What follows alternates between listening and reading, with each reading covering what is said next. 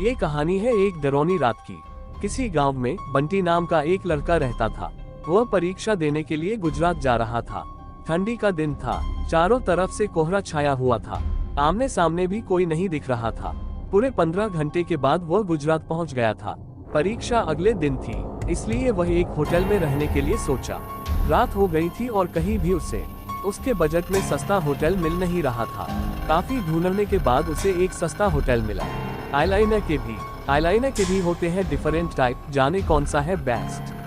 वह उस होटल में एक कमरा बुक करवाया और जब वह कमरे में गया तो देखा कि कमरे के चारों तरफ जाले लगे हुए थे। ऐसा लग रहा था कि यह कमरा काफी सालों से बंद पड़ा था और कमरे के अंदर का माहौल एकदम डरावना और सुनसान लग रहा था। लेकिन उसने ये सब नजरअंदाज कर दिया और होटल से खाना मंगवाया और खा पीकर सोने चल दिया।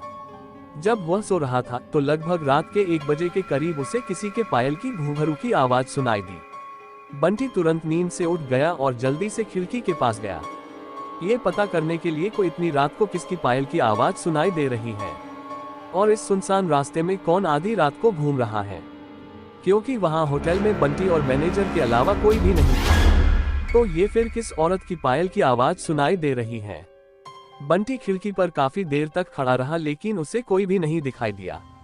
फिर उसने अपने कमरे से मैनेजर को फोन किया और उसे बताया कि मुझे इतनी रात को कब से किसी की पायल की आवाज सुनाई दे रही है, आपको भी दे रही है क्या? मैनेजर ने कहा कि सर ऐसी कोई बात नहीं है, आपको हवा से ऐसा लग रहा होगा। वैसे भी ये जंगली इलाका है, यहाँ पर तो हल्की हवा भी तूफान के जैसी लगती है, आप सो जाइए, ऐसी कोई बात नहीं है। बंटी मैनेजर की बात पर भरोसा करके फिर से सोने चला गया। कुछ देर बाद उसे दोबारा वही पायल की आवाज पहले से भी ज्यादा तेज सुनाई देने लगी। इस बार उसने अपने कमरे का दरवाजा खोला और सीधा होटल के बाहर देखने के लिए चला गया। जब वह बाहर आया तो देखा कि एक काफी लंबी औरत है जो सफेद साड़ी पहनी हुई थी। उसके काफी लंबे बाल थे और चेहरा ढका हुआ था। वह अपने हाथ में एक नारियल लेकर के होटल के चारों तरफ चक्कर लगा रही थी। ऐसा लग रहा था कि मानो अपने पायल की आवाज से किसी को बुला रही है। बंटी दौड़कर उसके पास गया कि कौन है ये औरत जो इतनी रात को यहाँ घूम रही है, लेकिन वह तुरंत ही गायब हो गई और चारों तरफ कोहरा ही कोहरा फैल गया। बंटी भी थोड़ा घबरा गया क्योंकि जिस औरत को वह सामने से देखा था अब वो नहीं दिख रही थी। बंटी अपने होटल में वापस जाना चाहा लेकिन फिर उसे दोबारा पायल की आवाज सुनाई देने लगी। बंटी अब उसे ढूंढते हुए जंगल की ओर जाने लगा। चलते चलते वह अपने होटल से इतनी दूर आ गया उसे पता ही नहीं चला। फिर उसने उस घने जंगल में कुछ ऐसा देखा कि उसका दिल दहल गया। उसने देखा कि उस औरत ने एक पीपल के पेड़ के नीचे 5-6 लाश रखी थी और बारी बारी से एक एक को नोच नोच कर खा रही थी। उसका मुंह खून से लथपथ था और चेहरा भी एकदम डरावना था। बंटी जब ये सब देखा तो उसके पांव तले जमीन खिसक गई। ये सब नजारा देखते ही उसे डर के साथ साथ रोना भी आने लगा कि वह चुड़ैल अब मुझे भी मार देगी, क्योंकि अपने पायल के आवाज से यहाँ तक तो मुझे लेकर आई है। लेकिन उसने हिम्मत से काम लिया और हनुमान चालीसा पढ़ते पढ़ते धीरे से वहां से भाग गया ताकि भूत उसे देख ना ले, लेकिन भूत तो भूत होते हैं।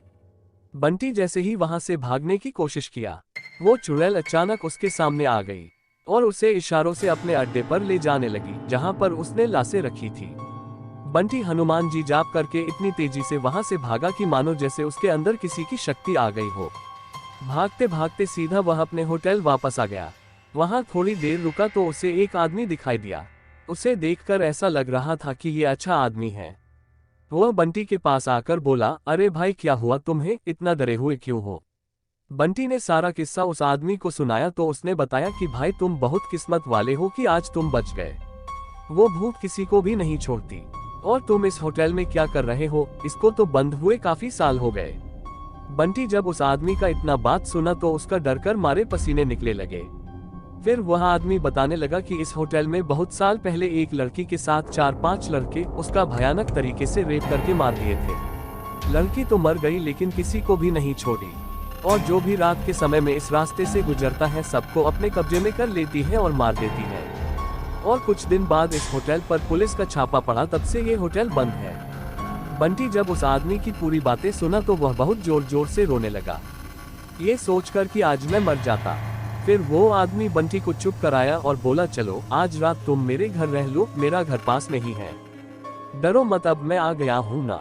बंटी उस आदमी को धन्यवाद किया और उसके साथ उसके घर चला गया और अपने आप से एक वादा किया कि आज के बाद वह भूलकर भी कभी अनजान जगह पर नहीं जाऊंगा।